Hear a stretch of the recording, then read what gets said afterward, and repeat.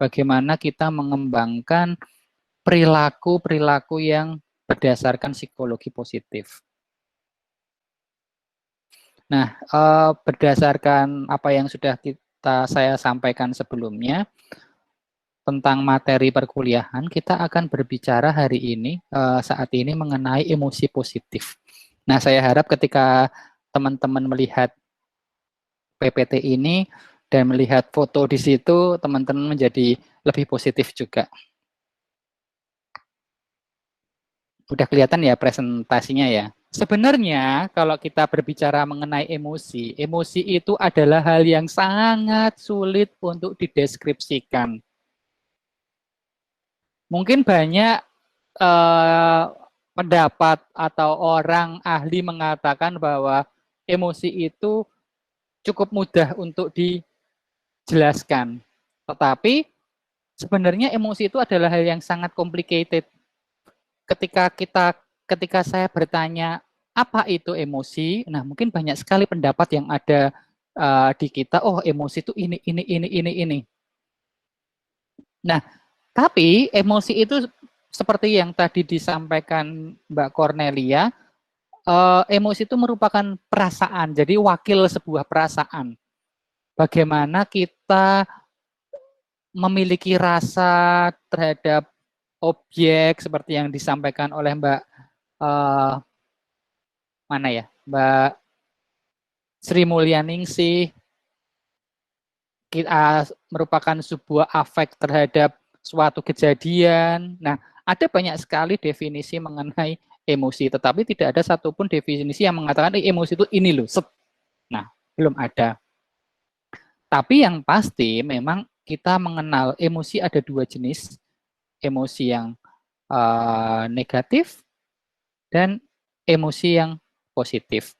Nah, di perkuliahan psikologi positif kita nggak akan membahas hal-hal yang negatif. Kita akan membahas yang positif-positif aja. Tapi kita akan ngomongin sedikit tentang emosi negatif karena itu ada kaitannya dengan apa ya? Ada kaitannya dengan gangguan-gangguan yang bisa muncul akibat emosi.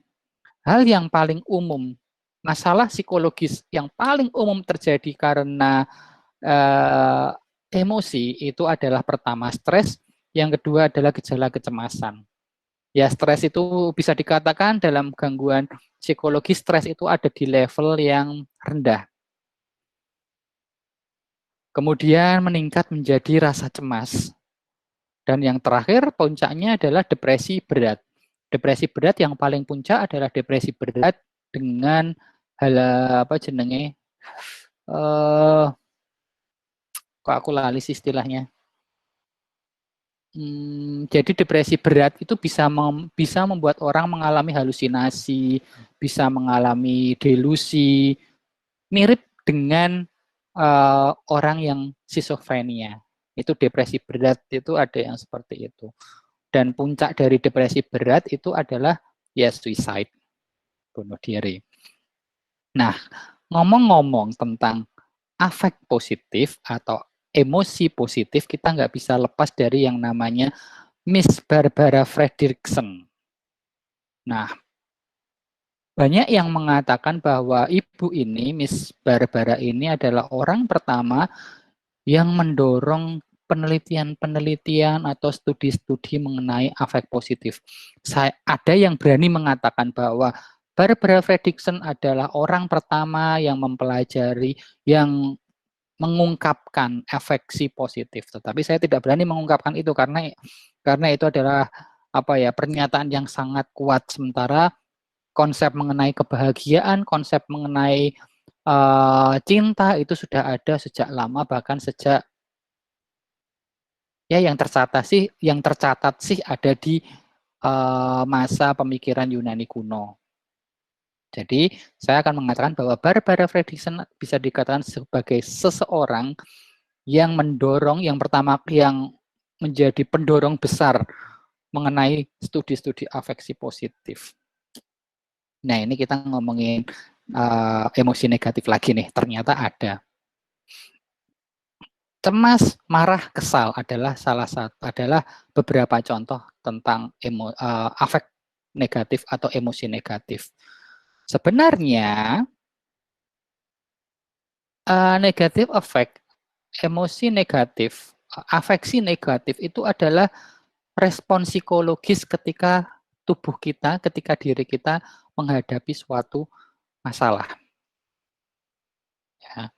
Sekarang saya minta teman-teman perhatikan video. Kan ini saya menampilkan video nggak sih? Oh iya, saya menampilkan. Saya minta teman-teman menampilkan menatap tajam video yang menampilkan saya. Ya. Tolong konsentrasi, kemudian perhatikan dan saya nggak tahu apakah video ini bisa menangkap gerakan saya tadi. Sepertinya enggak. Kekurangan dari kuliah online adalah saya tidak bisa mempraktekkan suatu bentuk ekspresi, behavioral expression untuk menjelaskan sesuatu. Jadi saya mau melakukan suatu tindakan yang mengejutkan, misalnya berupa kayak ginian atau sesuatu yang mengejutkan. Tapi ternyata nggak bisa kalau lewat online gini, susah. Kalian baik-baik saja, kalian tidak merasa kaget, mungkin kepotong-potong. Bayangkan ada seseorang di depan kalian. Dia santai aja, berbicara santai, tiba-tiba dia menggerakkan tangan ke arah wajah Anda. Zut, gitu. Atau mungkin teman-teman coba aja, tangannya pukulkan ke arah wajah. Biasanya, normalnya, kalau itu terjadi di alam nyata, di ruangan 301, saya akan melakukan pada salah satu teman-teman, itu teman-teman akan melakukan gerakan mundur atau melindungi diri. Ya enggak? Nah, itu adalah salah satu bentuk reaksi normal ketika kita ada bahaya. Begitu juga mental kita, begitu juga aspek psikis kita. Ketika ada masalah, adalah hal yang normal kita memberikan respon terhadap bahaya tersebut. Ketika tadi misalnya ya kita punya pengalaman negatif, adalah hal yang wajar kalau kemudian kita merasa marah, merasa kesal, merasa cemas, sedih dan sebagainya. Itu adalah hal yang wajar. Emosi negatif tadi dikatakan atau disebut bisa juga kita kenali, kita sebut sebagai sebuah sinyal ketika ada bahaya. Sebuah sinyal bagi strategi coping kita untuk menghadapi masalah, fight menghadapinya, atau flare. Flare itu kabur. Jadi ketika ada masalah itu orang cuma ada dua kok, menghadapinya atau kabur. Nah, negatif affect, ini bukan efek ya, tapi negatif affect. Affect negatif itu berfungsi ketika kita menghadapi masalah yang sifatnya akut. Akut itu baru pertama kali terjadi dan parah. Jadi misalnya teman-teman sakit usus buntu akut, itu artinya tiba-tiba sakit usus buntu terasa dan parah. Nah, berbeda kalau teman-teman mengalami sakit diabetes, itu adalah sakit kronis. Sakit yang biasanya sudah sangat lama, sudah ada di dalam tubuh dalam waktu yang lama. Nah, begitu juga masalah-masalah psikis. Ada masalah yang sifatnya akut, tapi kalau didiamkan bisa menjadi hal yang penyakit yang kronis. Nah, negatif efek tadi berfungsi untuk meminimalisir gangguan secara sesaat. Nah, jadi misalnya ketika orang ada masalah kemudian dia kabur, itu memang meminimalisir masalah dan itu sifatnya sesaat. Karena kalau kita ingin benar-benar masalah kita selesai, ya harus kita hadapi. Dan negatif effect itu benar-benar emosi yang sangat berbeda pada dibandingkan emosi positif. Nah, kalau emosi positif itu tidak hanya berbicara tentang something good atau something positif. Nah, di sini ada dua kalimat ada dua frase yang saya pakai huruf besar, huruf kapital. Yang pertama adalah mereka baik, dan yang kedua mereka merasa baik. Kalau menurut teman-teman dua kalimat itu berbeda atau sama?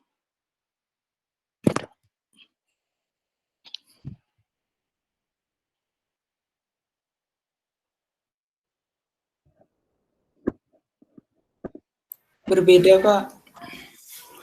Oke, boleh dijelaskan?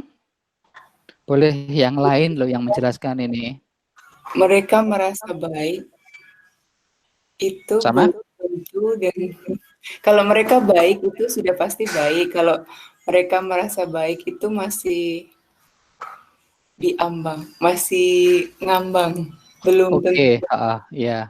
Itu pendapat Holis dari sudut pandang pengamat ya. Oke. Mungkin ini akan saya rubah dengan frase saya baik dan saya merasa baik. Oke. Yang lain, yuk silakan ya, nggak bisa.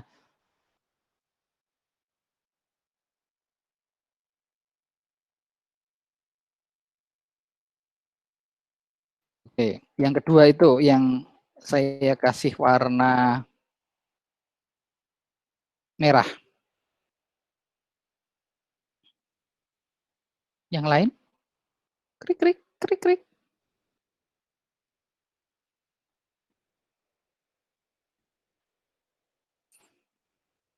Teman-teman, apakah kalian masih ada di sana? Masih, Pak. Masih, Yang Pak. Lagi mikir, Pak. Sebentar. Oke, yang Masih, lain Pak, lagi? masih. Oke, saya Masih, nggak ditinggal ngopi di kantin toh ini. kantin nggak buka, Pak.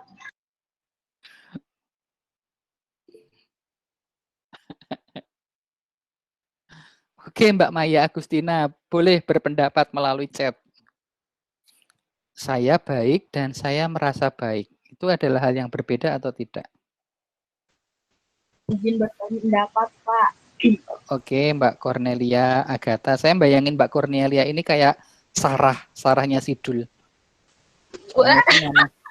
Soalnya kan Cornelia Agatha. Namanya sama Cornelia.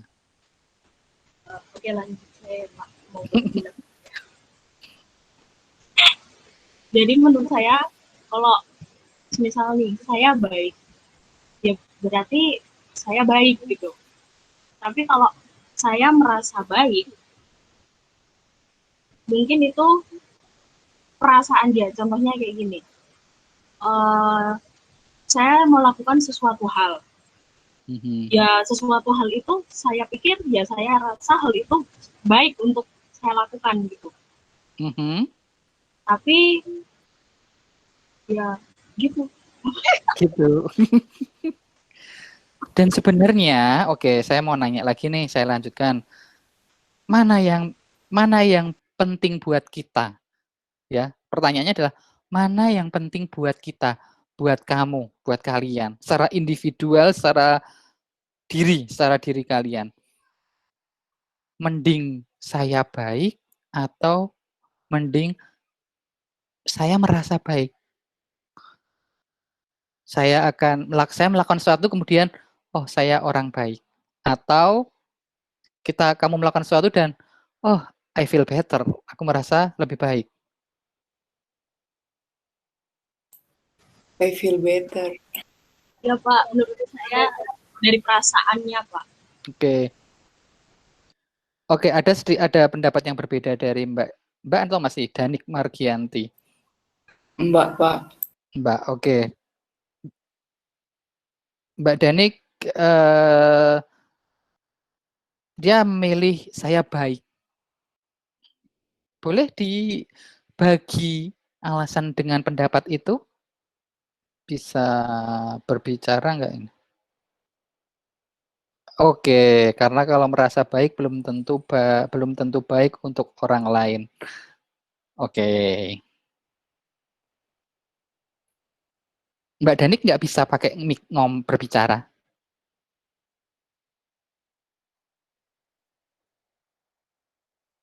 Supaya saya bisa mendapatkan asupan positif dari suara Mbak Dani. Karena Mbak Dani itu namanya itu potongan dari Nia Daniati. Saya membayangkan suara yang indah.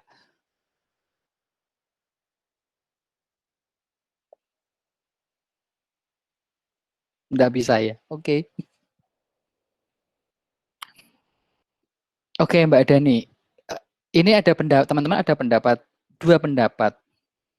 Mana yang lebih baik buat kita secara individu? Saya baik atau saya merasa baik? Ada beberapa teman yang menyebutkan saya merasa baik itu lebih penting. Tapi ada satu juga pendapat yang mengatakan saya memilih saya baik karena ada orang lain. Belum tentu baik untuk orang lain. I feel better belum tentu good for others kalau menurut salah satu pendapat dari Mbak Dani ini. Jadi ya setiap orang bisa ada di posisi. Mungkin Mbak Dani akan feel better kalau others juga better. Jadi Mbak Dani akan berusaha untuk make others better, then she will be better. Dia akan membuat orang lain merasa baik dulu, baru dia merasa baik. Saya tidak akan, I will not say which good answer and which one the bad answer. Menurut saya dua-duanya adalah jawaban yang oke dengan sudut pandang masing-masing. Tetapi kita melakukan hal yang baik supaya orang lain melihatnya baik. Ternyata orang lain tidak melihatnya sebagai hal yang baik. Jadi kita sudah berusaha keras melakukan sesuatu yang as good as we can, sesuatu yang kita bisa lakukan terbaik, sesuatu yang kita bisa lakukan dengan sangat baik, tetapi ternyata others tidak menganggap kita melakukan hal yang baik. So gimana itu Mbak Dani? Atau teman-teman yang lain?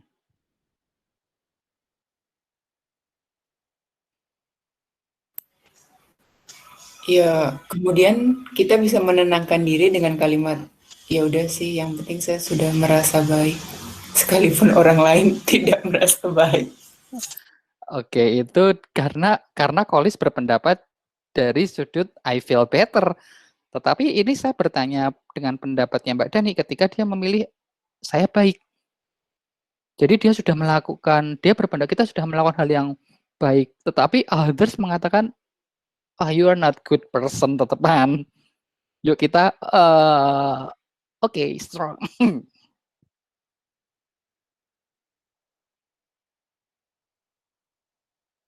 Mbak Dani, you got the point?